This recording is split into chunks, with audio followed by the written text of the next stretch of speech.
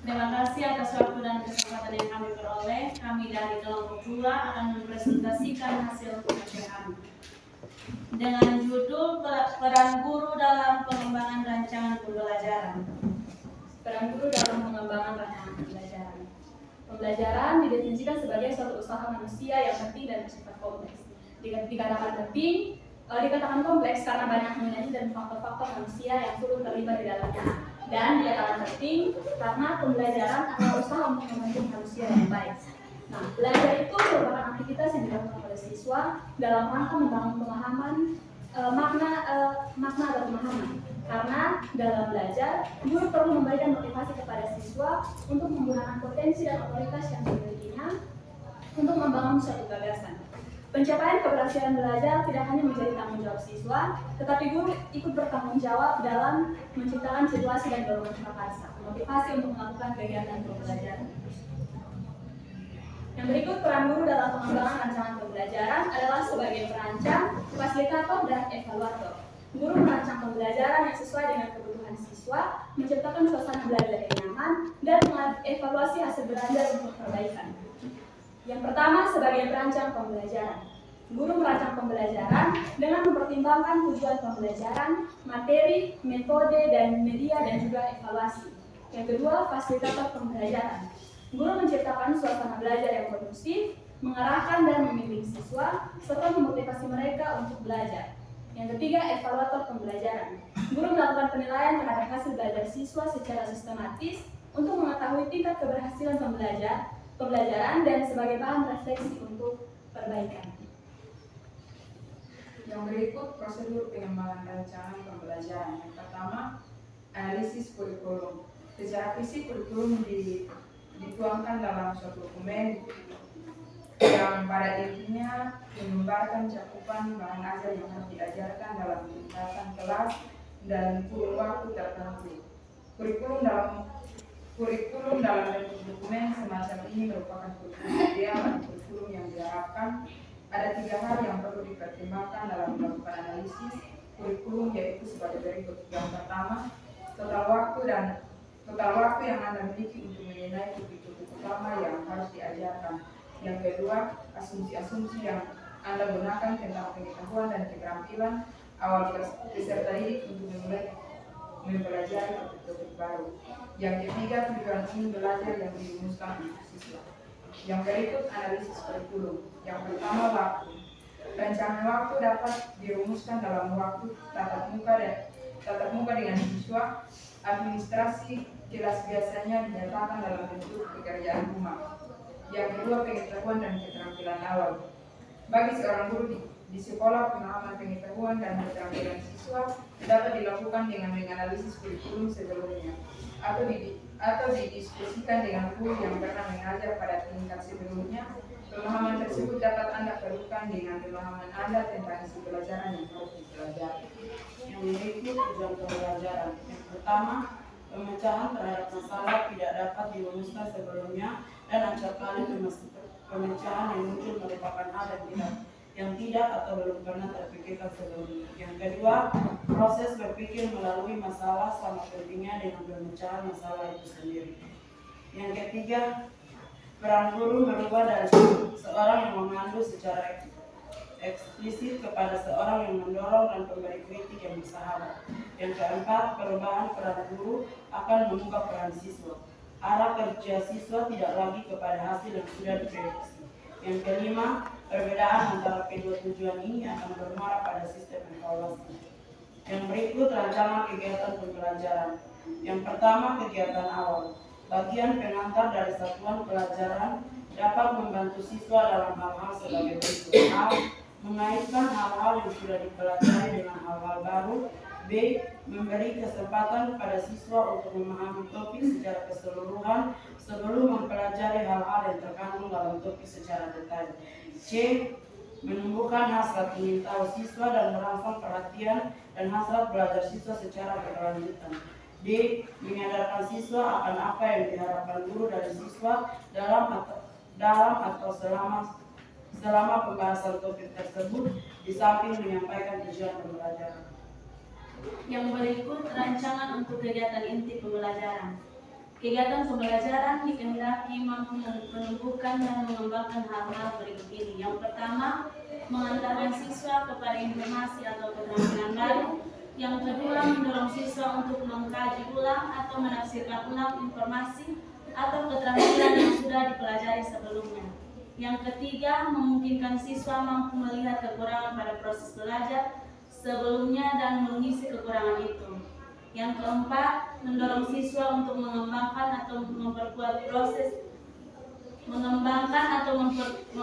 proses fisik, kognitif dan sosial maupun efektif. Yang kelima, mendorong siswa untuk menghasilkan, mengorganisasikan dan menyatakan informasi baru itu dalam cara-cara yang kreatif.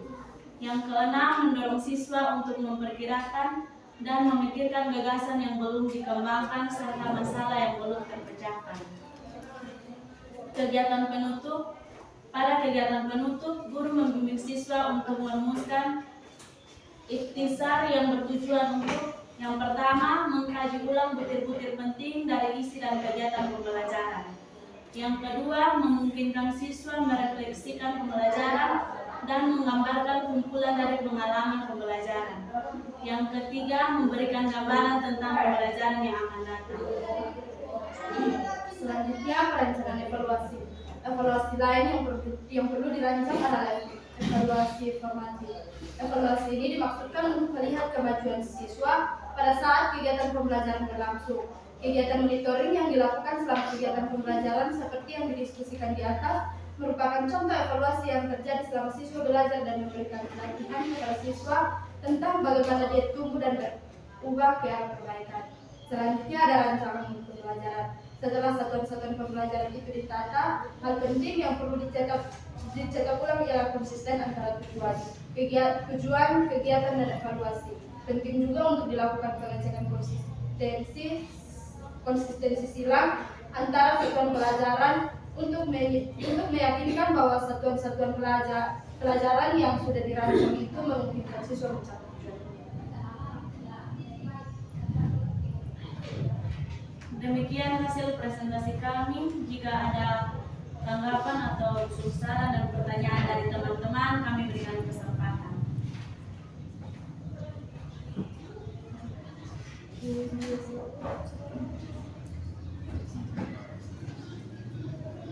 Baik, kami membatasi satu kelompok satu pertanyaan.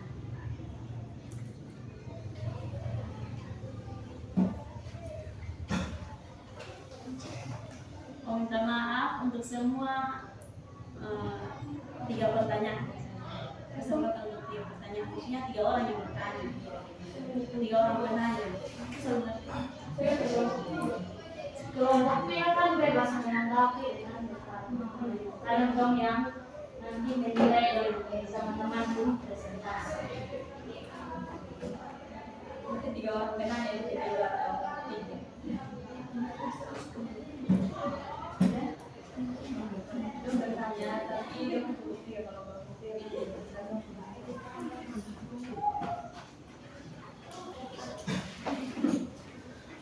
suruh kita langsung suruh.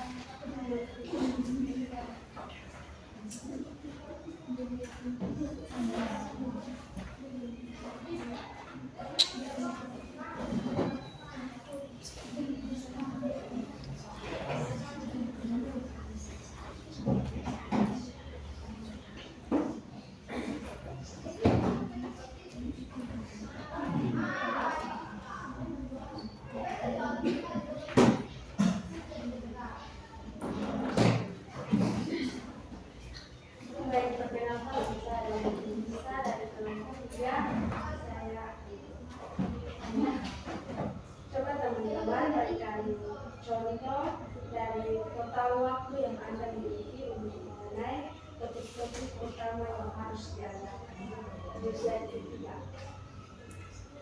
Berikan contoh. Belajar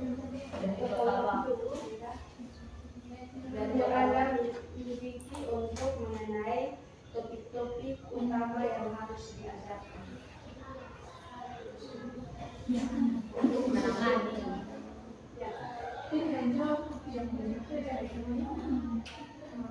Bekerjasama aja sama tim ini. Pertama observasi.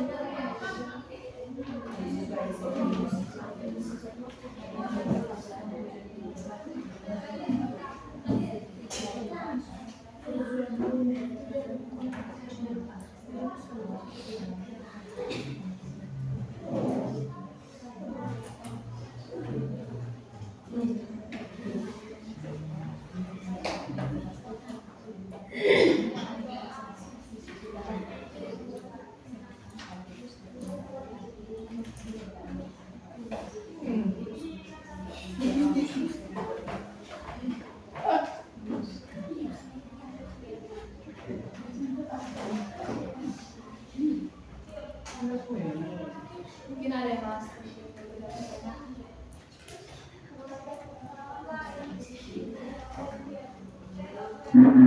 Baik, perkenalkan nama saya Siti Rale dari pemukiman. Saya ingin bertanya, tujuan pembelajar yang dirumuskan untuk siswa itu seperti apa?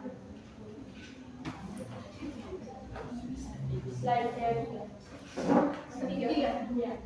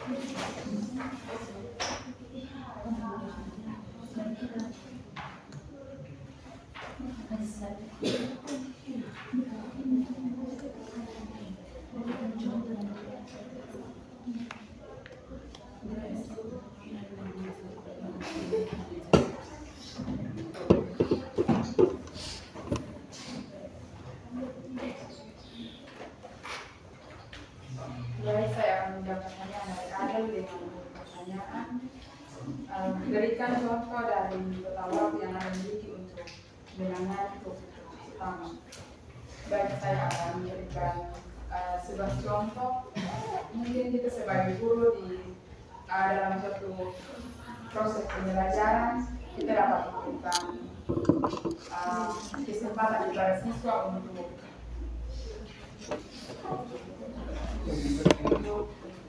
terlibat dalam pembelajaran.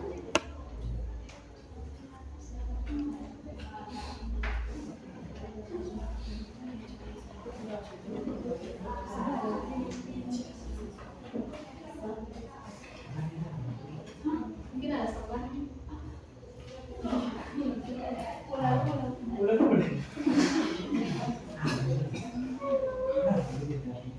Baik, jadi sederhana dulu ketika itu sebagai guru mungkin dalam suatu pembelajaran itu kita bisa dapat memberikan waktu kepada siswa untuk berpikir kritis dan berdiskusi.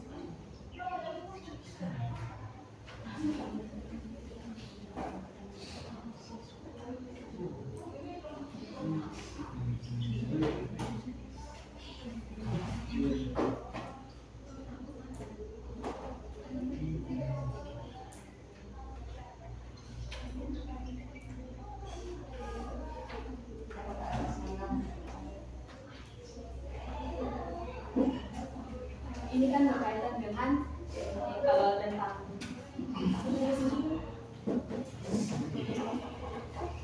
peran guru dalam pengembangan rancangan pembelajaran. Ini juga berkaitan dengan RPP. Jadi total waktu yang seorang guru miliki untuk menangani topik utama yang harus diajarkan itu bisa dimulai hitungan alokasi waktunya itu dari kegiatan awal. Kegiatan awal itu apa saja dilakukan. Nah, ini kan berkaitan dengan analisis kurikulum. Nah, setiap kurikulum itu kan berbeda-beda. Kalau contohnya kurikulum merdeka itu mengharuskan siswa untuk lebih aktif atau memiliki timbal balik kepada guru dalam ruang kelas.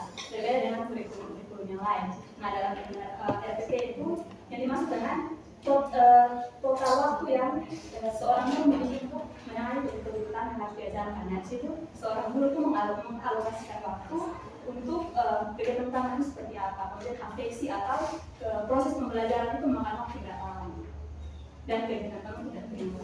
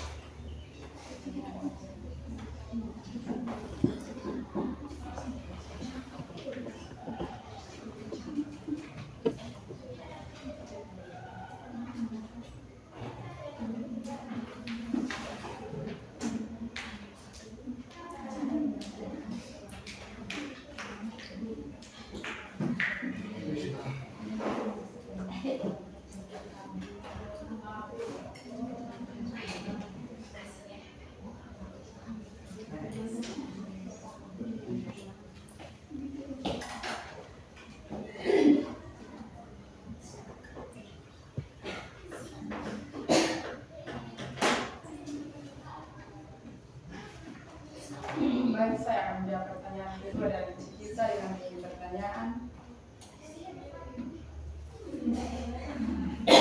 Tujuan umum belajar yang dirumuskan untuk siswa itu seperti apa? Baik, untuk mengetahui apa yang diajarkan seorang guru, seorang pendidik, contohnya guru matematika saat memulai pembelajaran materi bangun tuang diawali dengan memperkenalkan contoh-contoh bangun tuang.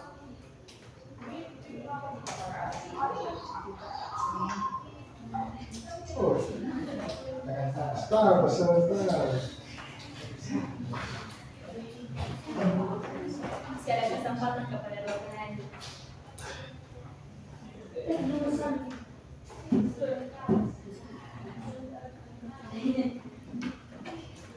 Baik, terima kasih atas pendidikan saya. Perkenalkan, saya Adisa dari kelompok 3. Pertanyaan saya ada pada slide ke-9.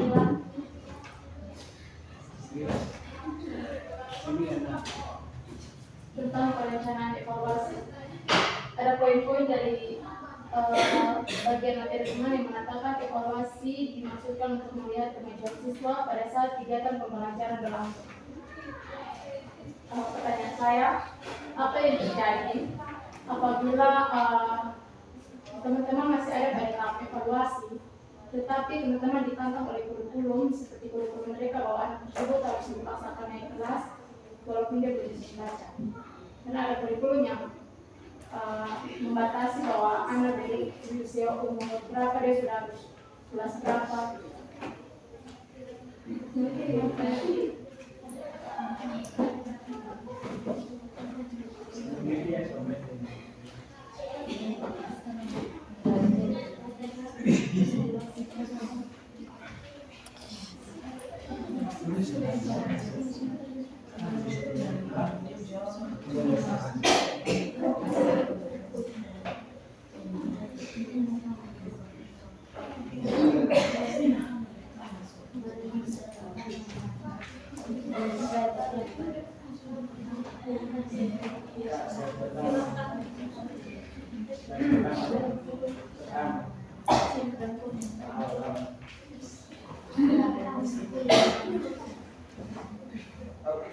Terima kasih kesempatannya.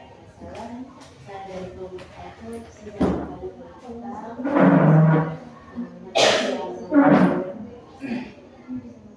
menjelaskan lepas tentang peran guru dalam pengembangan rencana pembelajaran. Di sini pertanyaan saya, bagaimana guru mengembangkan penilaian yang efektif untuk mengukur kemajuan siswa tersebut. Bagaimana guru mengembangkan? Bagaimana guru dapat mengukur kemajuan siswa?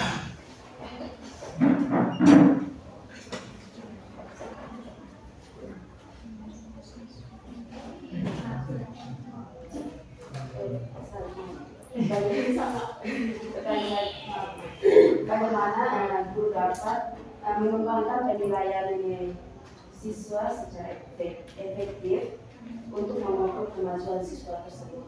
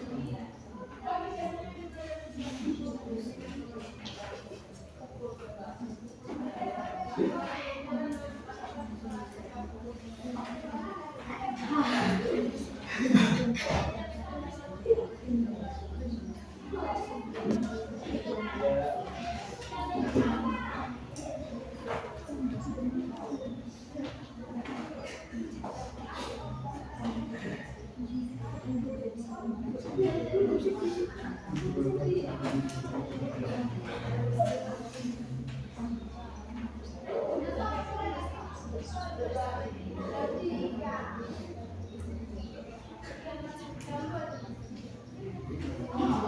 saya menjawab pertanyaan dari Ade dengan pertanyaan apa yang terjadi apabila saat masih ada pada tahap evaluasi tapi guru disantap oleh kurikulum. Contohnya kurikulum Merdeka untuk membatasi umur siswa.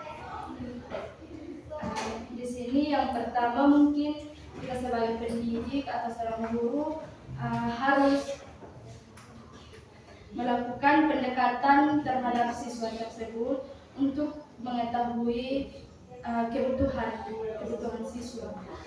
Yang kedua,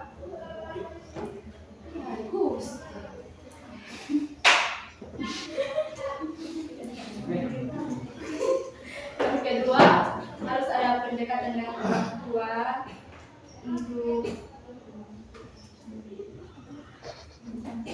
untuk orang tua membantu membimbing anak tersebut. Kan contohnya di kelas 1 di kelas hadir. Terus ternyata pas akhir semester dia belum bisa membaca, tetapi dia harus naik kelas. Kan kalau naik kelas juga masa dia di kelas. Kemana supaya Sari tetap punya strategi untuk bisa buat dia berhasil. Setidaknya walaupun masalahnya tentang membaca, kemana supaya dia bisa membaca naik kelas gitu. Kalau misalkan tadi saya bilang saya pendekatan dengan dia, kan dia bukan dari kelas.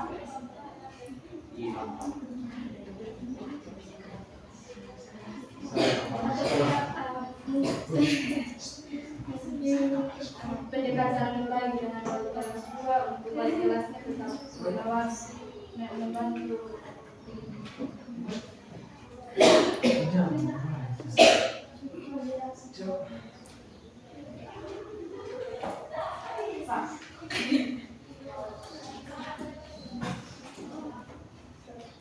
Masih ada pertanyaan? Sambil kami bicara.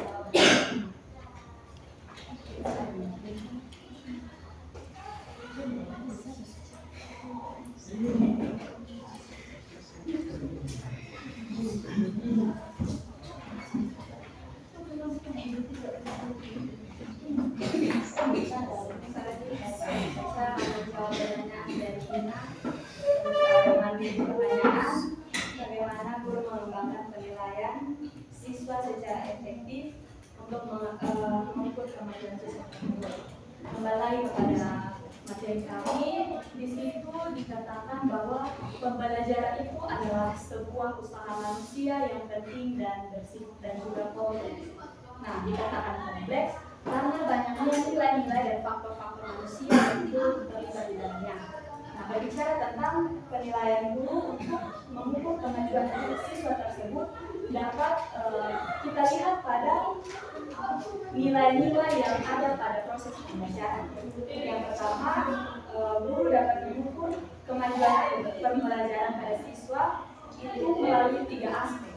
Yang pertama itu ada aspek kognitif, ada aspek afektif, dan juga aspek psikomotorik.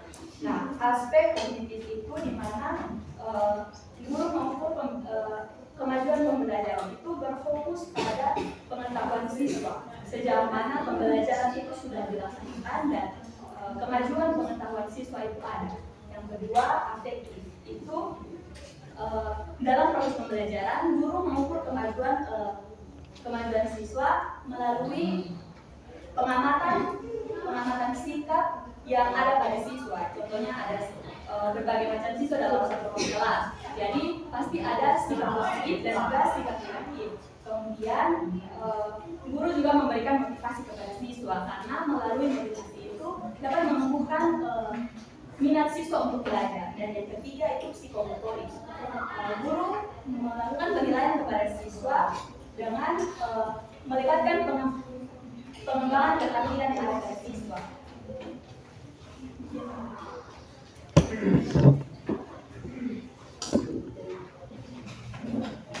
Masih ada yang memberikan pertanyaan, masih ada kesempatan satu orang menanya.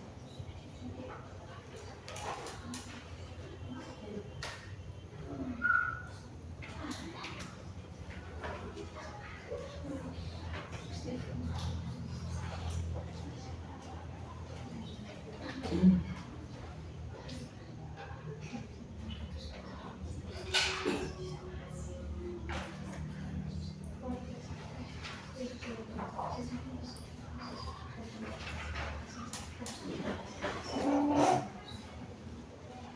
jika tidak ada pertanyaan dari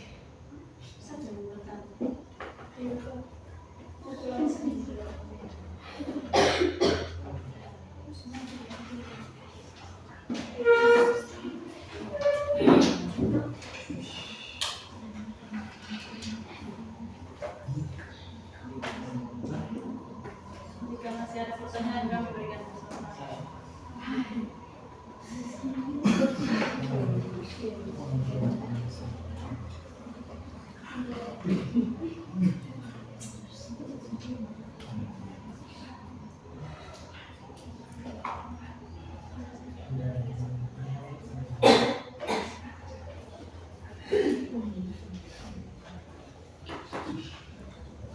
Baik, terima kasih atas waktu dan kesempatan yang saya peroleh. Saya dari kelompok 1. Saya dari kelompok 1.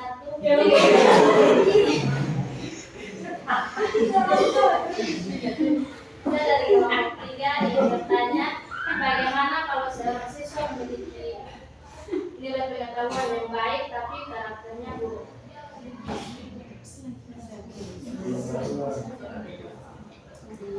Yang pertama, Tadi kan Grace ada omong, Grace itu kan ada berusaha tentang efektif. bagaimana seorang siswa kenapa? Bagaimana kalau seorang siswa memiliki nilai pengetahuan yang baik tapi karakternya buruk?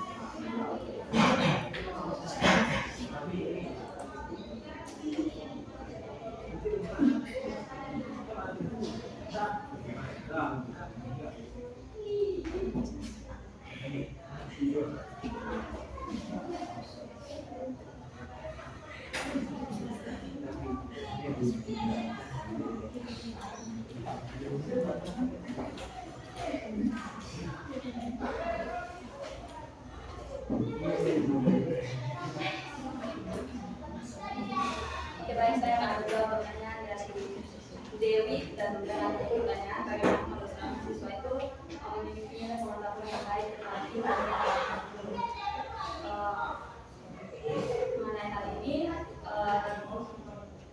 kita sudah pernah belajar materi ini di pertemuan yang berikut tentang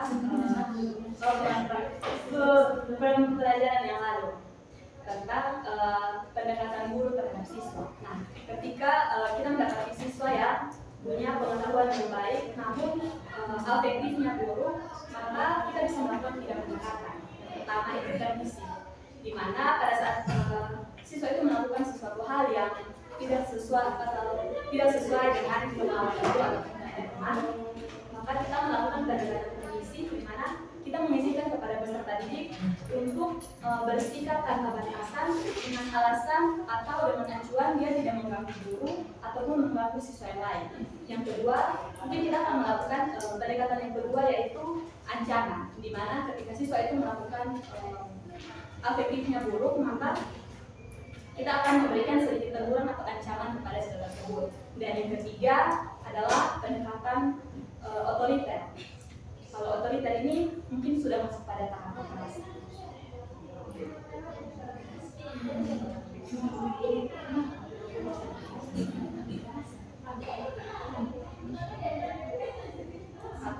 Makanya kita otoriter di sini bukan berarti kita melakukan kekerasan yang fatal, tapi hal-hal yang yang tegas atau kita sudah punya ancaman itu sudah yang level paling tinggi lah. Jadi itu bisa menjadi suatu hal yang ketika siswa itu menerima otoritas tersebut, seorang siswa itu sudah bisa membuka pemahamannya bahwa apa yang dilakukan ada sama.